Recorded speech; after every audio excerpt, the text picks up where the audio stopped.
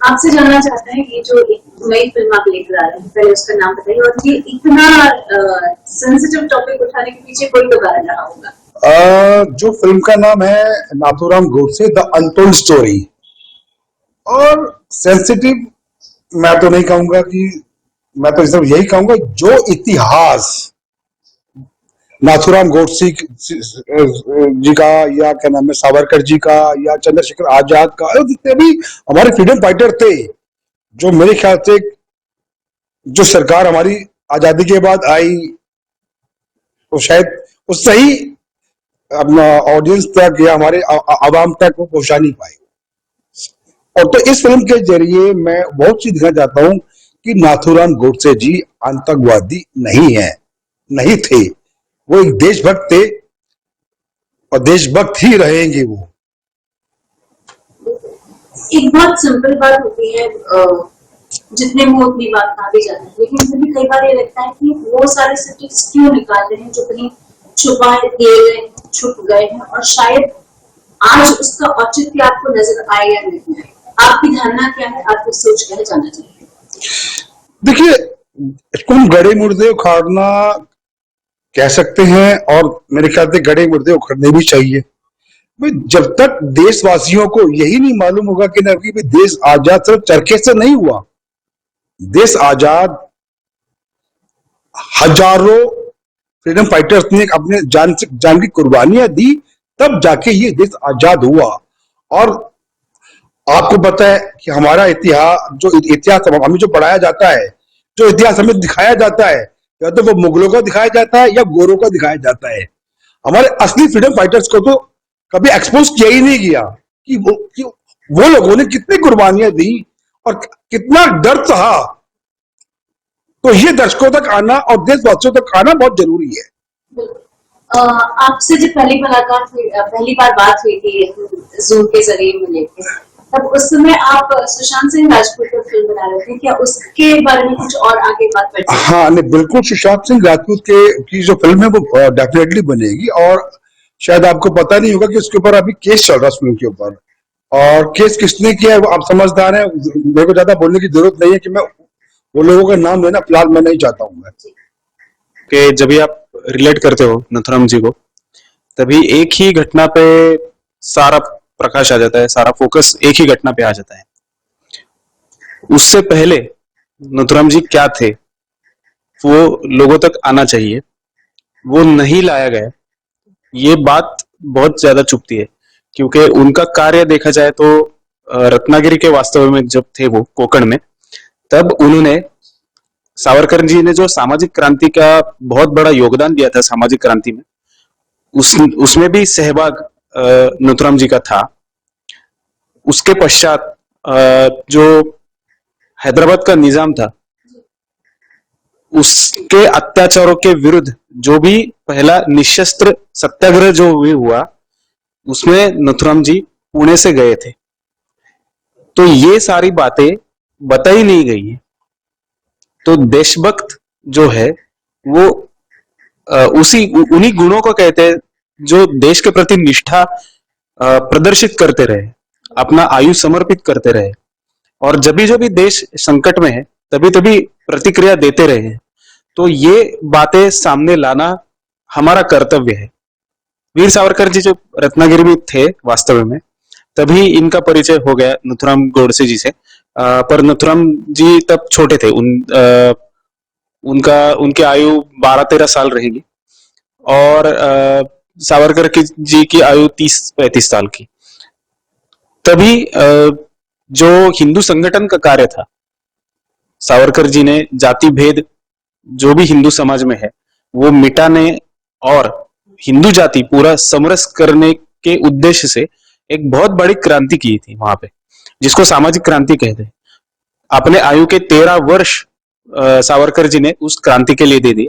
तो ये एक क्या कह सकते हैं, एक समान घटक दोनों के विचारों में है। और सावरकर जी का प्रभाव तो बहुत ज्यादा था, क्रांतिकारकों के ऊपर भी था और सामान्य वर्ग में थे। तो ऐसे अनेक समाज सुधारक सावरकर जी ने निर्माण किए, उनमें से एक नाथूराम गोडसे एक अनुयायी थे। तो सावरकर जी ने बाद में जो भी आंदोलन चलाए उसमें नथुराम जी का सहभाग था। और नथुराम जी के छोटे भाई मेरे नाना जी, मेरे सगे नाना जी गोपाल गोडसे, और ये भी मतलब सावरकर और गोडसे ये कौटुंबिक घनिष्ठता है। अ, मेरी मेरे पिताजी ये सावरकर जी के भतीजे, और मेरी माताजी भी नथुराम गोडसे जी की भतीजी, तो उन दोनों का विवाह हुआ। मतलब इतने घनिष्ठ संबंध थे। और ऐसे ही मतलब जो भी हिंदू महासभा के माध्यम से जो भी आंदोलन हुए हैं उसमें नथुराम जी भी थे, गोपाल गोडसे जी भी थे, उनकी धर्मपत्नी भी सहभागी होती, सक्रिय थी। मेरी माताजी भी हिंदू सभा की पूर्व अध्यक्ष रह चुकी है। तो जो भी सावरकर जी की हिंदुत्ववादी विचारधारणा है, जो भी देश निष्ठा, जब जब प्रतिक्रिया देने का समय होता है, तभी तभी हम सभी उनके फॉलोअर्स है। और गोडसे हो, सावरकर हो, मेरे परिवार के सभी लोग उस विचारधारा से अभी तक जुड़े हुए हैं। आज के अलावा आपने भी कहा था कि कुछ और भी फिल्मों का आप बनाने वाले हैं। जी, मैं अभी 6 फिल्में मेरी बैक टू बैक प्लान है, जिसमें से सबसे पहली फिल्म आपको मालूम है Nathuram Godse the untold story, दूसरी है दामोदर विनायक सावरकर, तीसरी है अटल बिहारी वाजपेयी, चौथी है पंडित दीनदयाल उपाध्याय, पांचवी है जिला पालघर, और छठी है अपना जोगिंदरनाथ मंडल। और मेरी कोशिश है कि ना मैं कि जो पहली 3 फिल्में हैं, जो 3-4 फिल्में जो बायोपिक के जो है, ये 2023 एंड तक रिलीज करूंगा, और जिला पालघर और अपना जोगिंदरनाथ मंडल ये 2024 में रिलीज की प्लानिंग कर रहा हूँ मैं। और चूंकि नाथुराम गोडसे हैं, ये नाम ऐसा है, तो किसी एक्टर को सोचा है? और वीर सावरकर जी की मैं बात करती हूँ, वो नाम ऐसा है जिसके बारे में जानने की बड़ी इच्छा होती है, सेनेटर जेल के बारे में जानने की इच्छा होती है, उनकी जीवनी के बारे में देखने की इच्छा होती है। कोई कैरेक्टर या कोई हीरो या किसी को अप्रोच किया गया है? अभी तक तो किसी को अप्रोच नहीं किया है, लेकिन बहुत जल्दी अप्रोच करेंगे। एक्चुअली क्या अभी सावरकर परिवार से के साथ बैठे हैं, इनसे क्या नाम है सारी जो हिस्ट्री है सावरकर जी की और गोडसे जी की, वो जानने की कोशिश कर रहे हैं। राइटर अभी काम पे बैठे हुए हैं, और मेरे ख्याल से 3-4 महीने का वक्त लगेगा कि हमारी पूरी दोनों फिल्मों की स्क्रिप्ट ऑलमोस्ट रेडी हो जाएगी। तब उसके बाद सोचते कि कौन सा आर्टिस्ट सावरकर जी प्ले करेगा, कौन सा आर्टिस्ट गोडसे जी प्ले करेगा।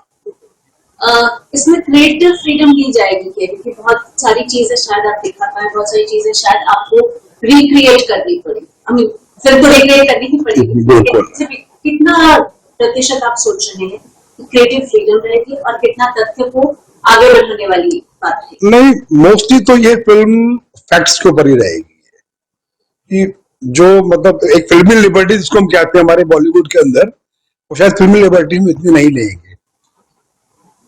आपसे जानना चाहती हूँ, अगर ऐसी बात आई, कोई चीज आपको नहीं ठीक लगी, तो क्या आप इस पर अपनी बात व्यक्त करेंगे, या फिर आपकी ऑलरेडी बात हो चुकी है, you have like there is no objection certificate from your side?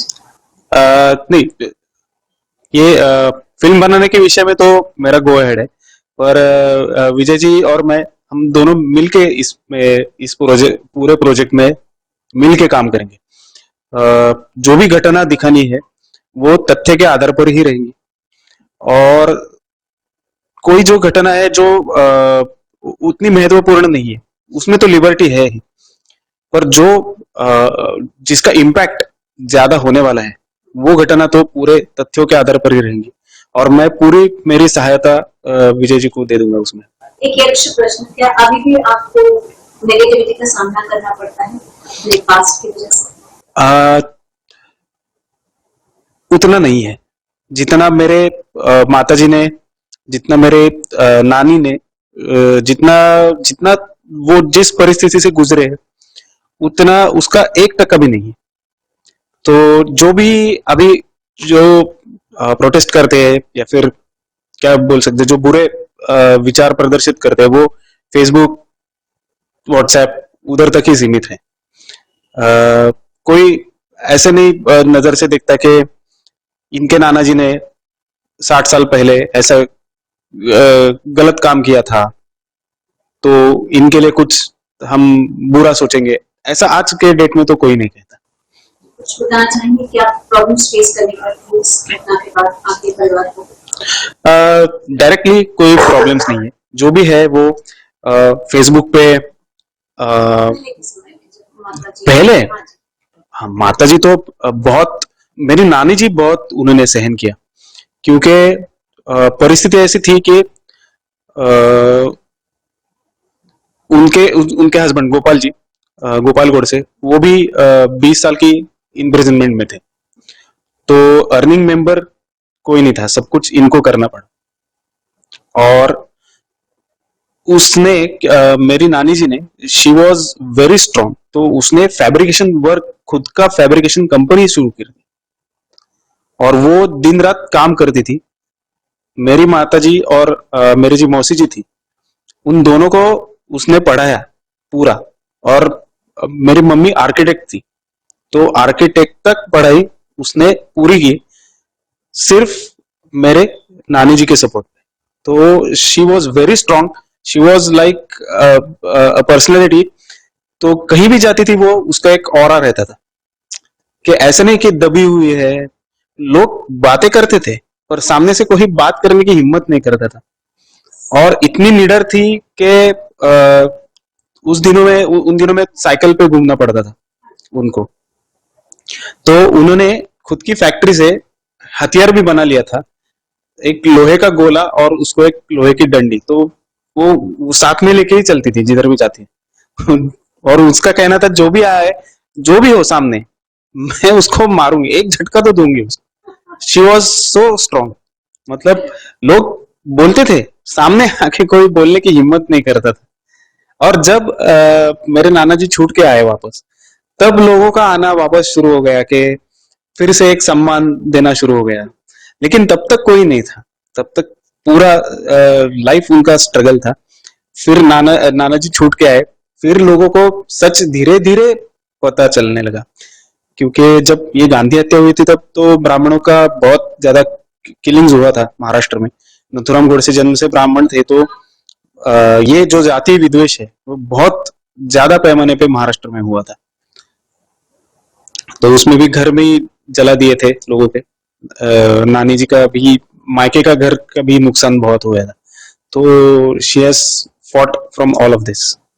आपसे एक और चीज जानना चाहती हूँ कि हाल ही में वीर सावरकर जी पर एक और फिल्म की अनाउंसमेंट की गई है और रणदीप हुड्डा उसमें ये रोल प्ले करने वाले हैं। क्या आपने वो पोस्टर देखा? क्या आपकी कोई बातचीत हुई इस विषय पर लेकर? नहीं, बिल्कुल मैंने देखा पोस्टर, नंबर मीडिया में भी देखा और क्या नाम है, सोशल मीडिया में भी देखा। तो मेरे ख्याल से अभी सावरकर जी मेरे साथ ही बैठे हुए हैं और इनसे, इनके साथ कोई कंसर्न नहीं किया गया है, कोई परमिशन नहीं ली गई है।